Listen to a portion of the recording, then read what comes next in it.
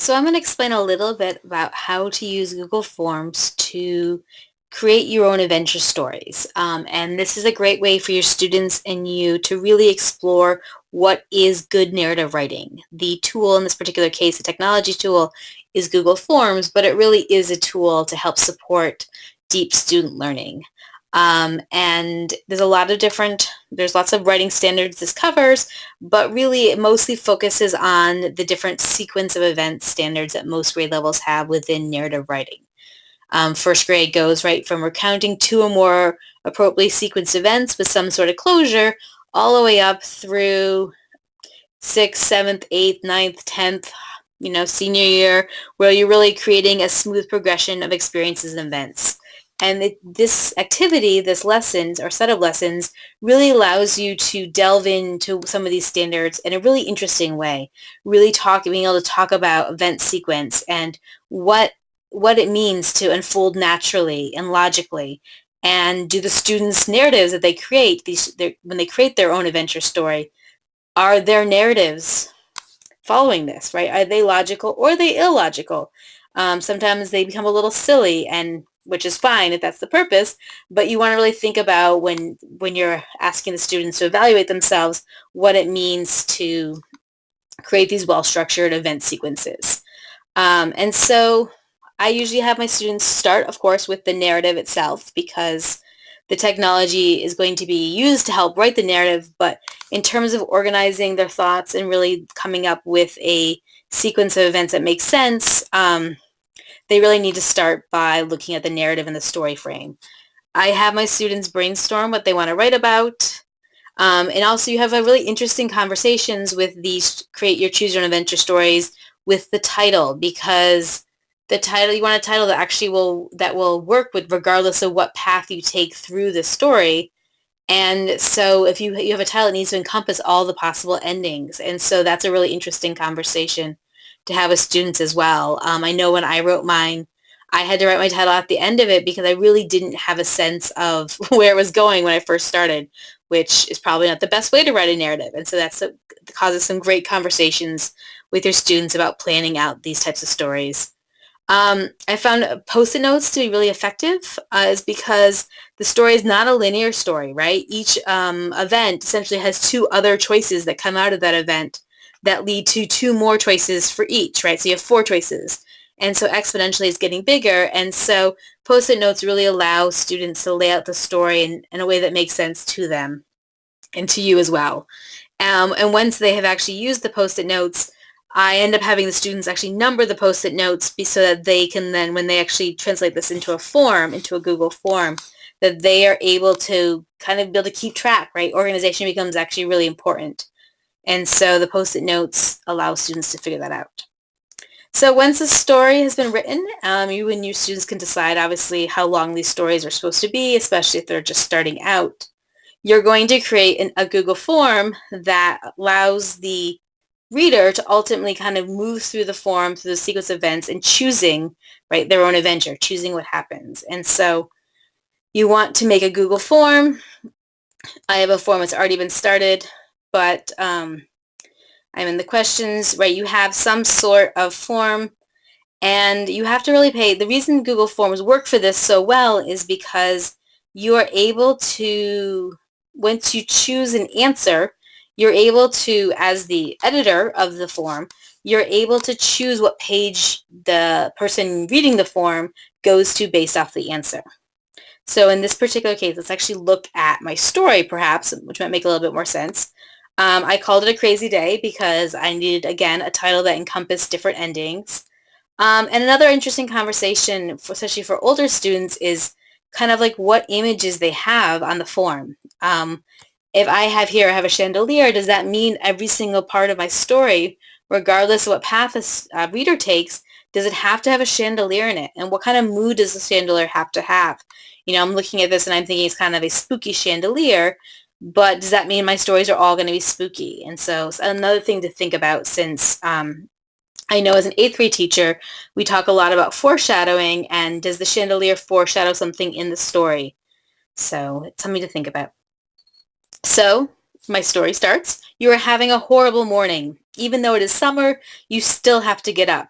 You promised your best friend that you'd help her move. Still, you are exhausted. Sleep in or get up? Which do you choose? Right? And I have two choices, sleep in or get up. And depending on which choice I choose, it will take me to a different path of the story. So I'm going to sleep in. And I click continue. You decide that you are too tired to get up and set your alarm for an hour later. Your friend won't mind. Unfortunately, your phone rings almost immediately. Where are you? Shrieks Emma. Do you lie to your friend or do you get up? Which do you choose? And so again, I have a choice. Do I lie to my friend or do I get out of bed?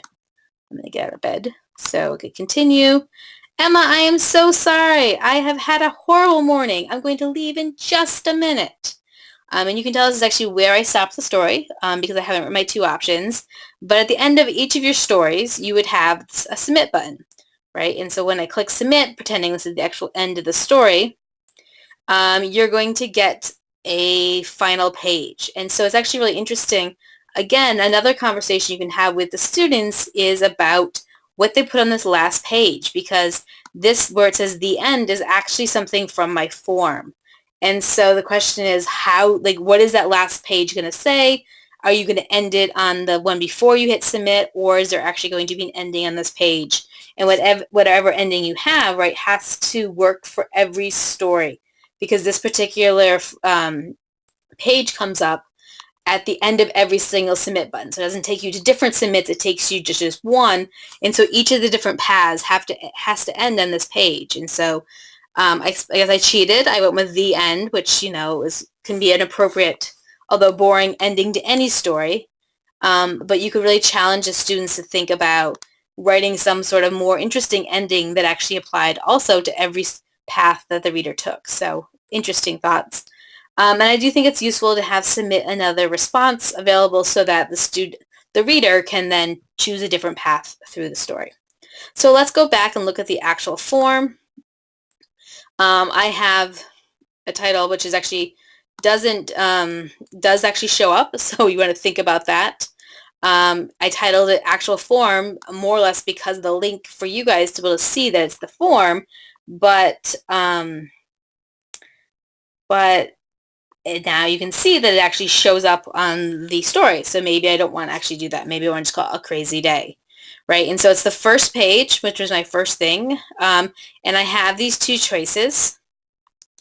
And I can edit and show you that it's a multiple choice question, but depending on what answer I choose, it goes to a different page in the form.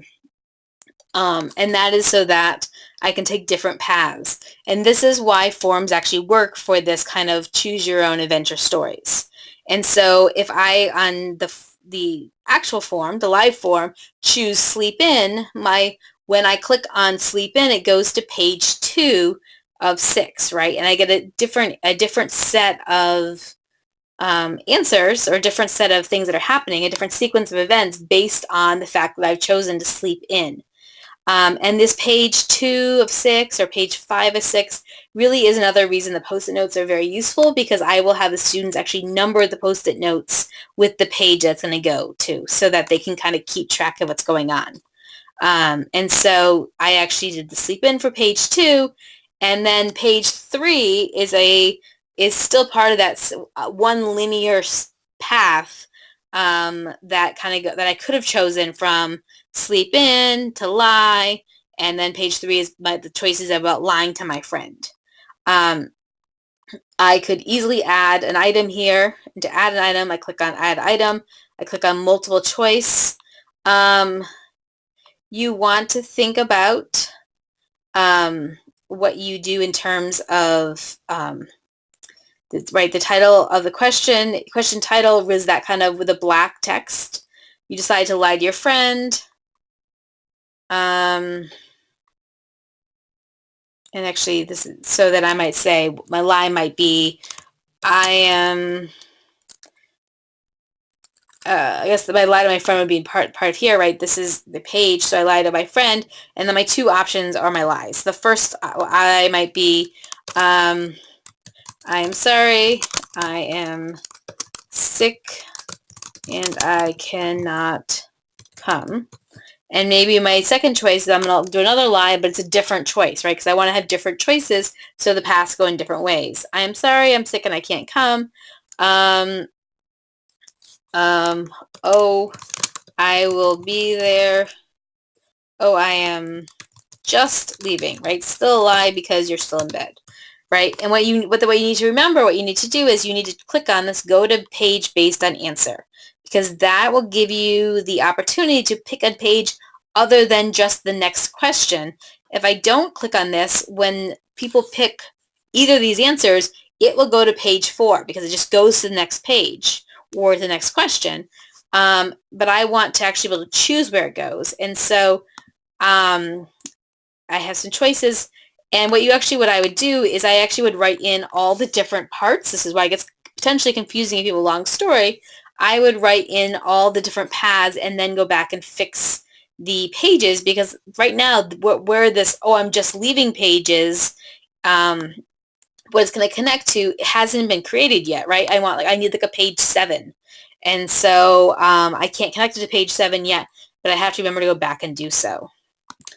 Right, to create a new page, this is part of number 5. This is another path. This is the one that's actually from the very beginning where it says sleep in or get up, and I chose get up. This is what actually happens. It goes to page 5. You know you have to get up. You promise yourself you'll sleep in tomorrow. As you walk out of the house, you hear a scream coming out of the house next door. Do you get into your car or do you investigate the scream? Which do you choose? You'll see right here I actually have a mistake because both of these questions are on the same page, and I'm not going to want that. And so I actually am going to add an item, and this is actually how you create your pages, right? You actually create a page break, and if you title the page will come up on your form. And so I tend to leave the page blank, and the description is where I actually write things into, I'll write something in maybe. Right, so I have a new page 6, and I'm actually going to move, I went to see about the scream, into this page 6. So now I can connect this page 5 and page 6 by editing, click on the edit button. Do you get in your car or do you investigate the scream? Which do you choose? All right, so I'm going to, for investigate the scream, I'm going to continue to page 6 because I went to see about the scream, right? So I go to page 6 and click done. So in my real form, I clicked on this, it would take me to this page 5. If I clicked on investigate the scream, it would take me to page 6. And then I have, actually on page 6, I have one that actually says, I go into the house and die. Okay, so the story is probably over. So my next item might be, let's do a page break. My next, is going to be kind of I'm going to take this off, and I'm going to add a multiple choice. I went into the house.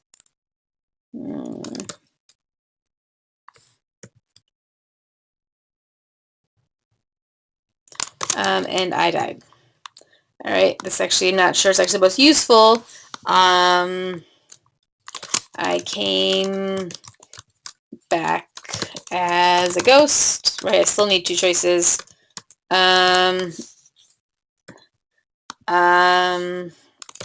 was so mad.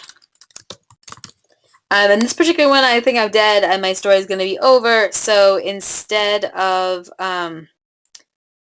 continuing on to the next page, I'm going to go to page based on answer, and I'm going to go to, for both of these, I'm going to actually go to submit form because they're both kind of dead ends, right, of the story.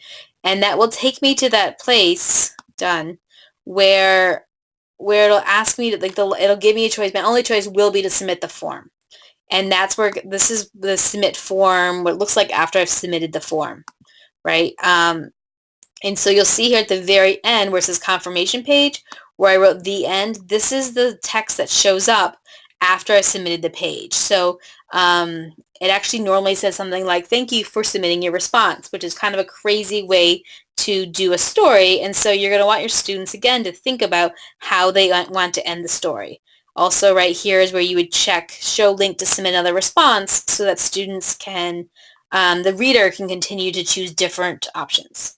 So this is the form itself. As long as you remember to link to a new page and remember how to add a new item with a page break, is fairly straightforward, except for the students kind of remembering and you remembering kind of which page links to which page. And that's why I would number those Post-it notes and really number them corresponding to the pages they're going to do so that you can keep track of the story.